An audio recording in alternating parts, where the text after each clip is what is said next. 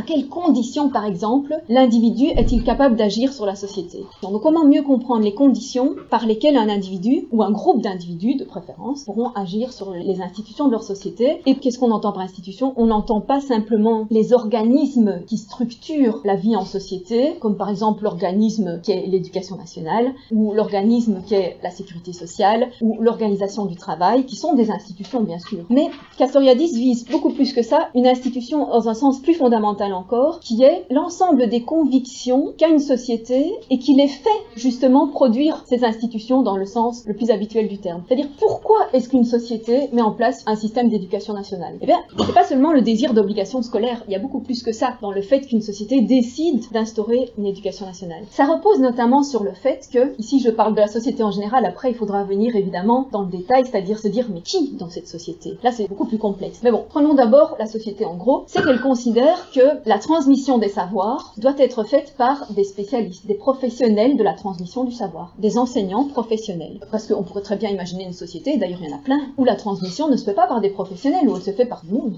par ce que chacun est capable de faire. C'est pas le cas ici, c'est des professionnels. Et d'autre part, elle considère aussi que tout ceci doit être encadré dans un lieu et un temps bien précis. Le même pour tout le monde, pour tous les enfants de cette société. Donc il y a beaucoup de présupposés là-dedans. Pourquoi le même pour tout le monde? On pourrait interroger ça. Pourquoi on donne le même enseignement à tout le monde, aux mêmes heures, dans le même type de lieu et avec des professionnels? Le fait de cette professionnalisation de l'enseignement, on peut dire qu'il repose encore sur une autre conviction antérieure, qui est que les tâches nécessaires dans une société doivent être attribuées à des personnes différentes. C'est la professionnalisation en général, et pas seulement celle de l'enseignement.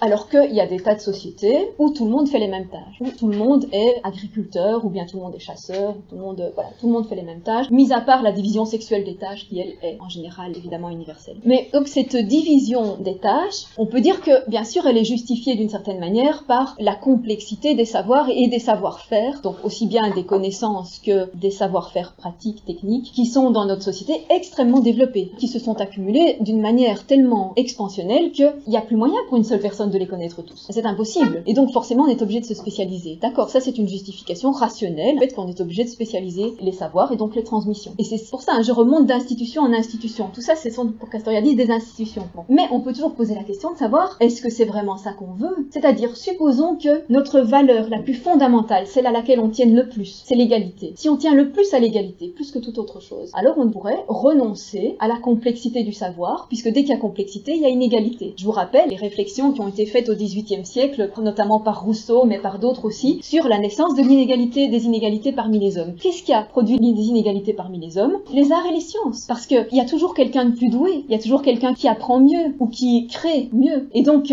dès qu'une société développe des arts et des sciences, il y aura de l'inégalité qui surgira entre ceux qui le font mieux, ceux qui le font moins bien, ceux qui ont plus envie de le faire, les autres moins, etc. Alors, on pourrait dire aussi, cette inégalité-là, elle est pas gênante. Ce qui nous gêne, c'est pas celle-là, c'est l'inégalité de l'application de la loi, etc. Bon, d'accord. Mais sur tout ça, donc, il faut se mettre au clair. C'est-à-dire que la plupart du temps, ce sont des choses qui sont implicites et qui ne sont pas interrogées. On ne se dit pas à chaque fois qu'on pense à l'institution éducation nationale, ça repose sur le fait que nous préférons la complexité de tous les savoirs plutôt qu'une stricte égalité où tout le monde ferait la même chose et où la transmission des savoirs serait extrêmement beaucoup plus simple et donc accessible à tout le monde. Voilà, tout ça pour vous dire que institution, ça s'entendra généralement, donc en parlant de Castoriadis, des convictions fondamentales qu'une société a et sur lesquelles elle fait reposer toutes ces institutions matérielles, effectives, toutes ces réalisations. Une série de convictions il appelle pas conviction, lui, il l'appelle signification. Pourquoi des significations? Parce que ce sont les manières dont on interprète les choses, dont on interprète ce que peut l'être humain, ce qu'on estime que nous devons faire, nous, en tant que telle société, et aussi des représentations de ce que nous sommes par rapport au monde, du monde qui nous entoure, de notre relation à lui, et des autres sociétés et de notre relation à elle. Tout ça, ce sont des représentations que très rarement on interroge. Elles nous viennent depuis la naissance, on baigne dedans,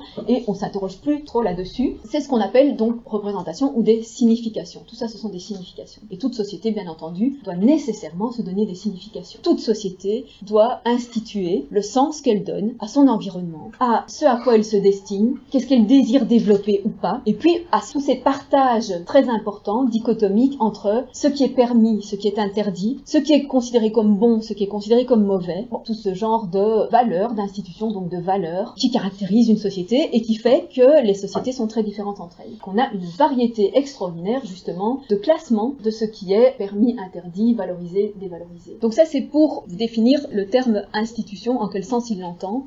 Et le terme imaginaire, ça, on va y venir plus amplement, mais déjà, il faut savoir que c'est pas l'imaginaire simplement au sens courant du terme, c'est-à-dire l'imaginaire qui s'oppose au réel, l'imaginaire comme fiction. C'est pas dans ce sens-là qu'il l'entend, ça c'est ce qu'il appelle un imaginaire second ou dérivé, mais l'imaginaire au sens où il va l'utiliser comme concept philosophique, c'est la faculté justement de créer toutes ces significations fondamentales, donc toutes ces représentations qui donnent une identité à une société. L'imaginaire social pour lui, c'est le fait que tout groupe social crée une série de représentations par lesquelles il se définit lui-même, définit ses relations aux autres, ses relations à son environnement, ce qu'il se donne comme destinée, comme finalité, comme but, et la manière dont il valorise différentes choses. Cette capacité de créer ça, c'est l'imaginaire. C'est une capacité imaginaire. Pourquoi c'est une capacité imaginaire? Parce que c'est pas encore du réel au moment où on décide de l'instituer, ce n'est pas encore là, il faut le produire. Et Castoriadis dit que c'est une création vraiment au sens plein du terme, c'est-à-dire ex nihilo, à partir de rien. C'est-à-dire que ça n'existait pas encore. Alors pas de rien du tout, évidemment. C'est aussi une capacité de penser, il y a aussi déjà eu des expériences,